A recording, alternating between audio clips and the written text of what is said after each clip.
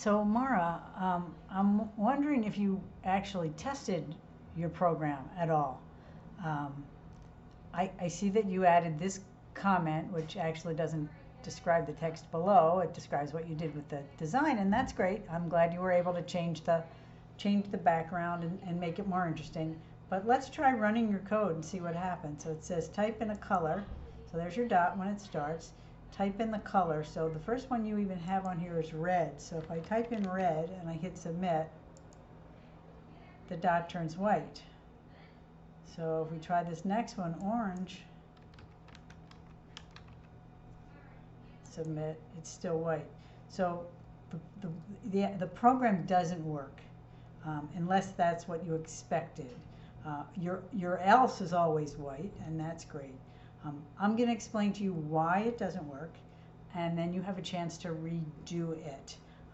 And you know, it's an easy fix, and it was an easy misunderstanding.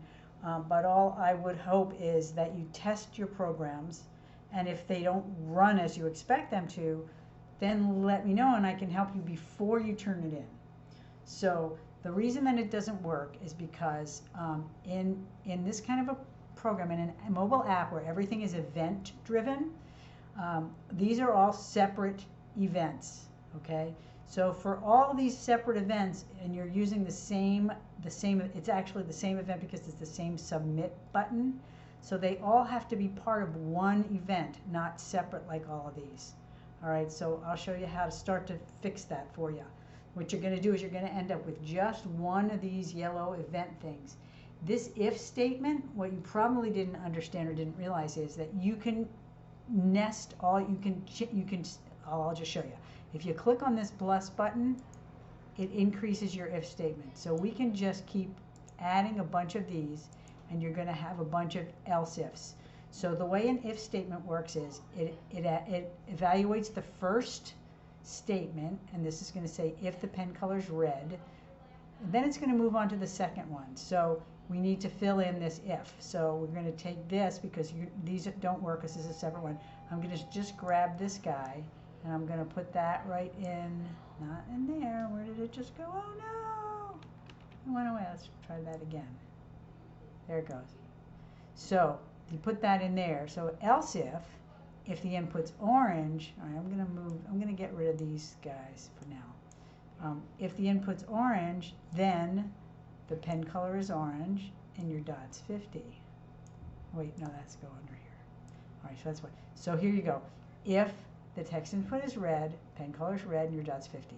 Else, if it's not red, check to see if it's orange. If it's orange, then you're going to make it an orange dot. So now you can get rid of this entire piece. Now you're going to move this guy up, right? So you're going to put it right into that else if. Yellow, right? And you're going to say, and then your pen color is going to be yellow, and your dot's going to be 50 in the same piece. So just continue doing that and then deleting these guys, each of these, so that you end up with one entire if statement. So it's an if-else statement. If, else if, else if, else if. And at the very end, under else, is where you're going to put this pen color's white and dot's 50, right? So because that's at the very, very end of everything, okay?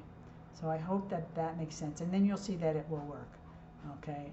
Because it all has to be, because you're clicking. If you had different buttons, you know, if you, like some people have a button to change the size or a button to change the color, those would be in a different event block because they'd be a different event clicking a different button. So take a look at it. Please try and fix it up. And then just send me an email and let me know when you've done that. And I'm not taking any credit off. I just would wish that you would test your stuff and let me know ahead of time. But let me know, please try to get this done over the weekend if you can.